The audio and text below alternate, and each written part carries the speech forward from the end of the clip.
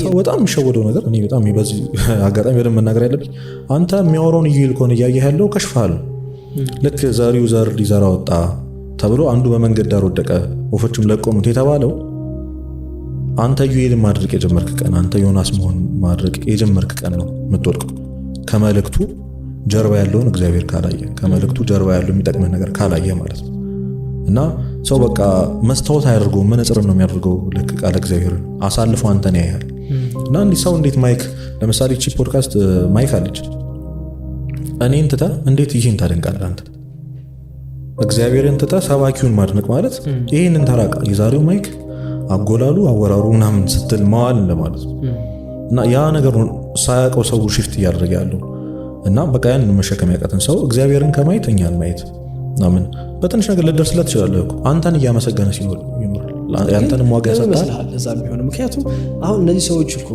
በሆነ መንገድ እግዚአብሔር እንዳለ ሳያውቁት ቀርተው እኮ አይደለም በራሳቸው መንገድ እግዚአብሔር ጋር ለመነጋገር ችግራቸውን እንዲፈታላቸው ለመቅረብ እኮ ሞክረዋል ከዛ በኋላ ግን በእርግጠኝነት እንግዲህ ካንተ በላይ ኤክስፒሪየንስ ባልሆነም እዚህ ነገር ላይ ግን ሱሳይዳል የሆኑትም ሰዎች እስከዛ ጥግ የሄዱትም ሰዎች ቢሆኑ ግን እኮ እግዚአብሔር እኮ ሊረዳህ እኮ ይችል ነበር ብትለው ለሱ በጣም ቤዚክ ጥያቄ ነው የሚሆነው ያ እንግዲህ አላቅም ምናልባት ለዛ ሰውዬ ከእግዚአብሔር የቀረበ አንተ ሆነህ መተለትስ ቢሆን እኔ አላቅም ሰው ምን አይነት እንትን ላይ እንዳለ ገብቷል ግን አንዳንዴ እግዚአብሔር በደንብ ኮኔክሽኑ ራስ ቢልድ ካላደረገው በስተቀር በተነገረ በሰማው ነገር ብቻ ኢንተርናላይዝ ልታደርገውና እንዲህ እንደ ኢዩኤል ቀርብ ሊያወራው የሚችል አይነት ነገር ላይ ሆን ይችላል ለምን ይመስላል በዛ ደረጃ ከቀረበው ሰው ጋር ኮኔክሽኑ ቢልድ የሚያደርጉት ትክክል ነው እኮ ሰው እግዚአብሔር የሚናገረው እኮ በሰው እኮ ነው በሌላ አይደለም ልክ እንደ ብሉይ ኪዳን በደመና ተገልጦ ሊያናገርህ አይችልም ሰው ውስጥ ያገኘውን እግዚአብሔር ሌላ ቦታ ልታገኘው አትችልም አዎ ልክ ነው ግን ማየት ያለብህ ያንን ሰው አይደለም ነው እቃ አድርጎ እንድትጠቀምበት መረዳት አለብህ አንተ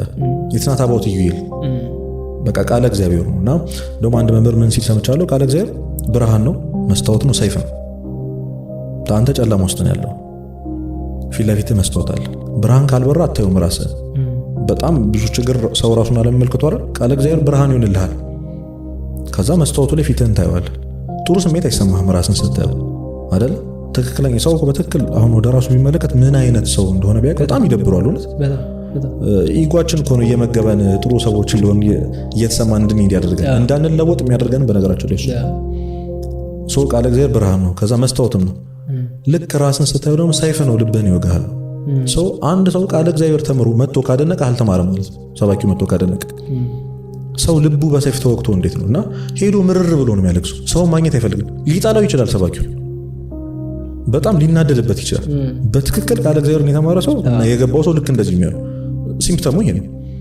እንዳልገባህ የምታውቀው ደግሞ ሰውየው ላይ በጣም ኤክሳይትድ ለምሳሌ በጣም ሰይጣን ዲስትራክት ማድረግ ይፈልጋል ቃለ እግዚአብሔር ቫልዩ አንተ ውስጥ ገብቶ ልክ እንዳልኩ ብርሃኑ ነው በመስታወት አንተና ዘይቶ ልብህን በሰይፍ እንደሚወጋ ያውቃል ሰይጣን ይሄንን ያውቃል ሶ በተቻለው አቅም አንተን ዲስትራክት ማድረግ ይፈልጋል ሶ ማየት የሌለብህን ነገር ያሳያል ልክ ከመንገድ ስትወጣ ስለ ሰባኪው እያወራ እንድትሄድ ያደርጋል ያ ተበላ ማለት ከቃሉ ይልቅ አዎ ባለፈው ከአንድ ወንድማችን ጋር እንደዚህ እያወራን ምን አለኝ እግዚአብሔር ከራሳችን ጠብቆናል አለኝ ከራሳችን ነው እንጂ ጠብቀን እኮ እውነት እኛ ራሳችን እንደሆን ነው ማየት ብንችል ኖሮ በቃ አንኖርም ነበርና የሆነ ጊዜ እንደውም የገጠመው ነገር እየነገረኝ የሆነ እድሜ ላይ ወጣት ያለው በቃ በስነ ስርዓት እግዚአብሔርን ጠየቅኩት አለ በቃ ራሴን ማየት አለብኝ እንዴት እንደሆንኩኝ ማን እንደሆንኩ ራሴን ማየት መቻል አለብኝ ብዬ እግዚአብሔርን ጠየቅኩት አለ የሆነ ጊዜ ማየት ራሴን ማየት ጀመርኩኝ በቃ እግዚአብሔር ቃል ማየት ጀመርኩ ምን አይነት ሰው እንደሆንኩ እንዴት እንደማስብ ምን ያህል ከእግዚአብሔር ያለኝ ርቀት እንዴት እንደሆነ ምናምን ማየት ሲጀምር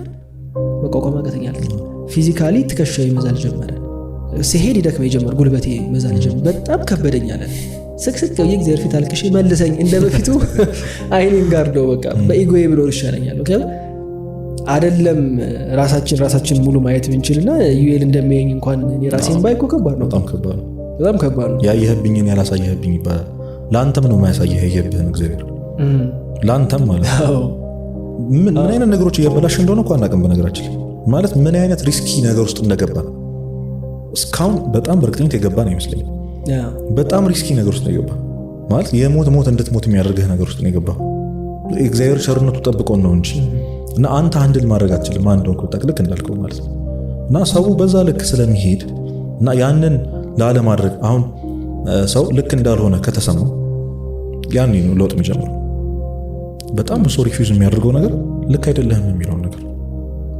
ማወቅ አይፈልግም፣ ጭራሽ መስማትም አይፈልግም። ቃለ እግዚአብሔር በጣም የሚከብደው ለምን ይመስላል? አፕሪሼት አይደለም ያደርግህ። ገብቷል?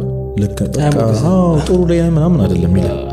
እውነት ነው፣ ቃለ እግዚአብሔር እውነት ነው። አንተ የምትኖረው የውሸት ህይወት አለ፣ ራስን እየዋሸ የምትኖረው እሱ ይጋጭብሃል። ልክ እንዳልሆንክ እያንዳንዷ መንገድ፣ እያንዳንዷ ሀሳብ፣ ነገሮች የምታደርግበት ኢንቴንሽን ልክ እንዳልሆነ ነው እየገባህ የሚመጣው ቃለ እግዚአብሔርን ስትሰማ። ሶ ትጋጫለህ። ቅድም እንዳልኩ ታለቅሳለህ፣ ሰው ማግኘት ላትፈልግ ትችላለህ፣ ትራውማቲክ ልትሆን ትችላለህ። ቃለ እግዚአብሔር በቃ ኧረ ይቅርብኝ ከዚህ በኋላ እና ልትል ትችላለህ። ያ ፔንፉል መንገድ ነው ወደ ትክክለኛው እውነተኛው ወደሆነው መንገድ የሚመራ።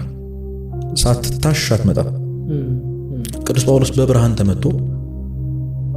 ተመቶ በዛ ሁሉ አለቃ በሆነባቸው ሰዎች አፈር ላይ ወድቆ እንግዲህ ኢጎን ነው አፈር ያበላው ታውቃለህ። ከዛ ለምን ታሳደደኛለህ አለው። እኔ ማሳደድ አንተ ማን? ክርስቶስ ነኝ አለው። ምን ያህል እንደሚጠላው እናውቃለን። ሳውል ጳውሎስ ከመሆኑ በፊት ምን ያህል እንደሚጠላውና ብርሃን የብርሃን ስስነት እንግዲህ አስቡ። የሚጨበጥም ነገር አይደለም፣ የሚያምም ነገር አይደለም። በብርሃን ሲጥልህ ማለት ነው። እና በምን ያህል ቀላል ነገር እንደምትወድቅ ያሳያል። ልክ እንደ ሳውል አይንህ ይታወራል።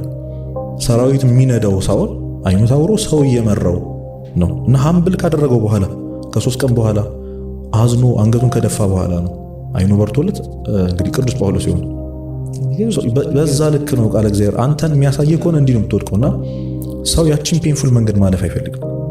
የለውጥ መንገዷ ማለት ማንዴ ተቀየርኩ እንደሚባለው አይደለም። በተለይ መንፈሳዊ ሕይወት ሲሆን ደግሞ ወደ እግዚአብሔር መመልከት ራስን ማወቅ ሲሆን በጣም ነው ከባድ የሚሆነው።